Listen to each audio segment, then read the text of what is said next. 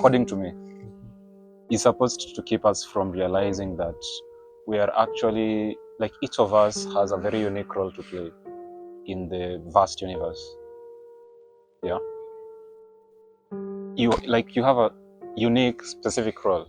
You might call it destiny or your fate, or what you're meant to do, like your purpose.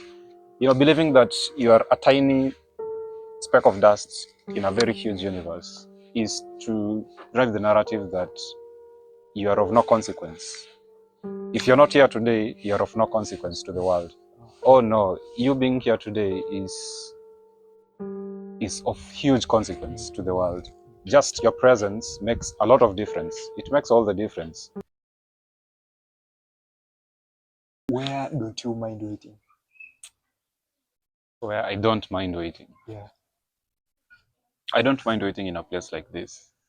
Okay. Yeah, like I could be waiting for someone coming from Thika, and maybe I'm in the area, like this place. I know you tell them what this place is. Maybe I'm just around toll there, and I'm waiting on someone to coming from Thika. Maybe we are supposed to go to a place together.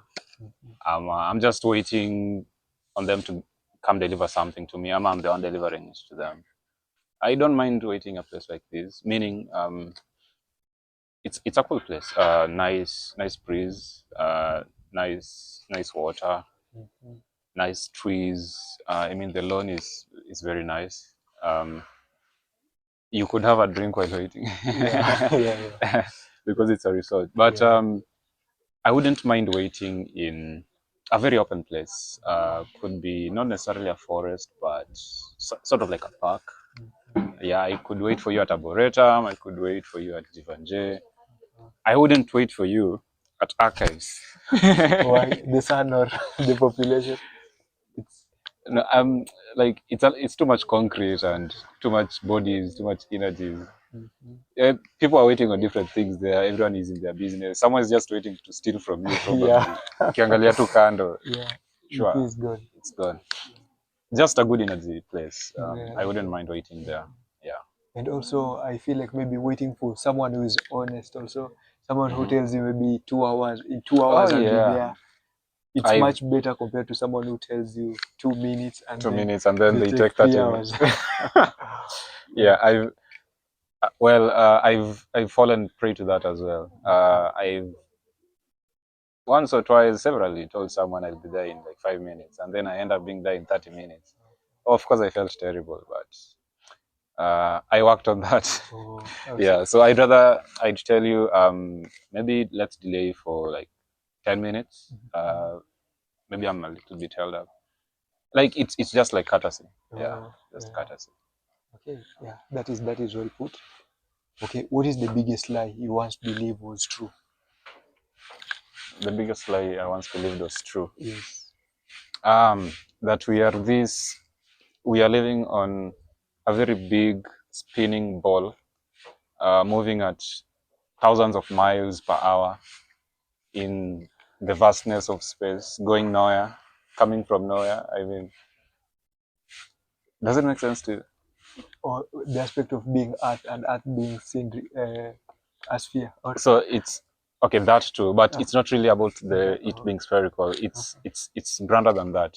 uh, Like you are in the middle of space, and there are millions of other planets there, millions of other galaxies, and we are just a speck of dust in this huge universe. okay, okay. I think that's one lie that was sold to a lot of people. For this reason, this is my opinion, Okay. and disclaimer: my opinions are not the opinions of the show. So they are personally my opinions, and it's what I believe. I might be wrong, but it's a belief nonetheless. Somebody says it doesn't really matter what you say or what you believe. It matters how you say it and how you believe. It's like the process, not the result. The journey, not the destination. So it informs a lot of it informs the way I think of things, perceive things. So this big lie, according to me, is supposed to keep us from realizing that we are actually, like, each of us has a very unique role to play in the vast universe. Yeah. You have a unique specific role. You might call it destiny or your fate or what you're meant to do, like your purpose. Believing that you are a tiny speck of dust in a very huge universe is to drive the narrative that you are of no consequence. If you're not here today, you're of no consequence to the world. Oh no, you being here today is of huge consequence to the world. Just your presence makes a lot of difference. It makes all the difference in the lives of others, in the lives of those around you.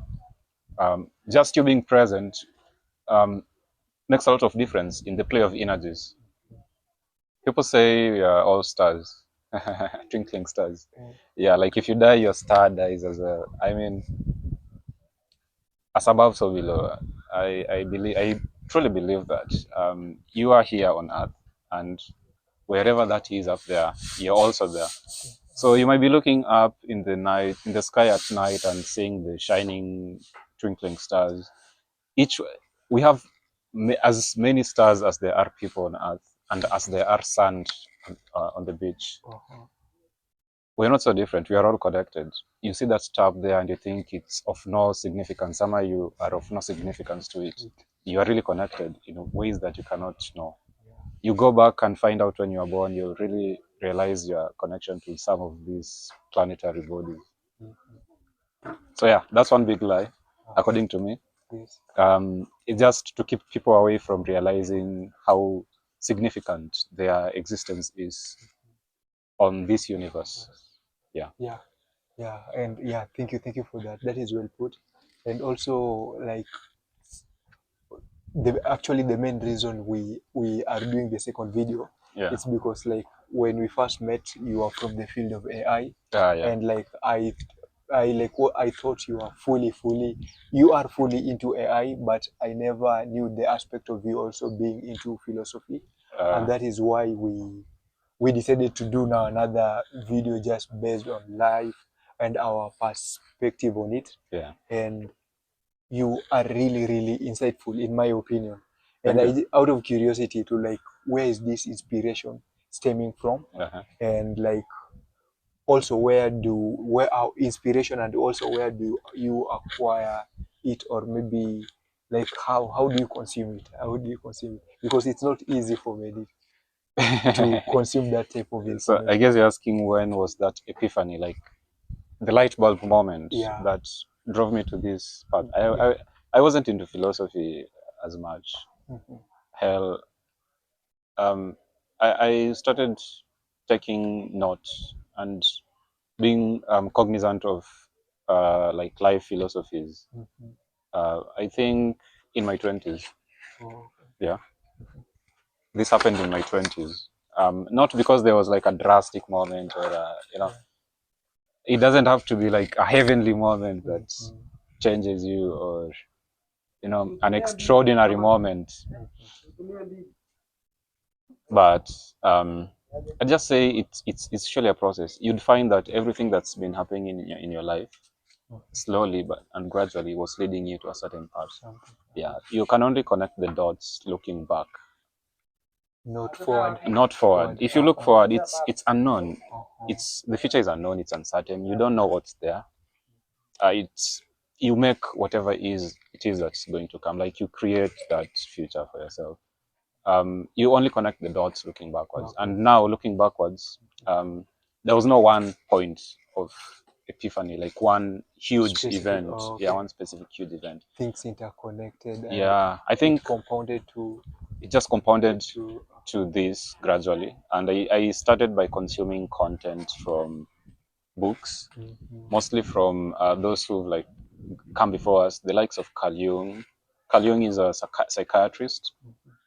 He's a psychologist, Mhm. practicing psychiatrist, practicing psychologist, and a philosopher as well. One thing people don't know about Carl Jung, I know a lot of people studying philosophy, no, not philosophy, psychology and psychiatry, have studied Carl Jung and his theories because He's one of the fathers of psychology, Mhm. modern day psychology as we know it. Uh-huh. But what people don't know is that it really, for him, it stemmed from his philosophies. That's how he was able to make connections about people that other people couldn't.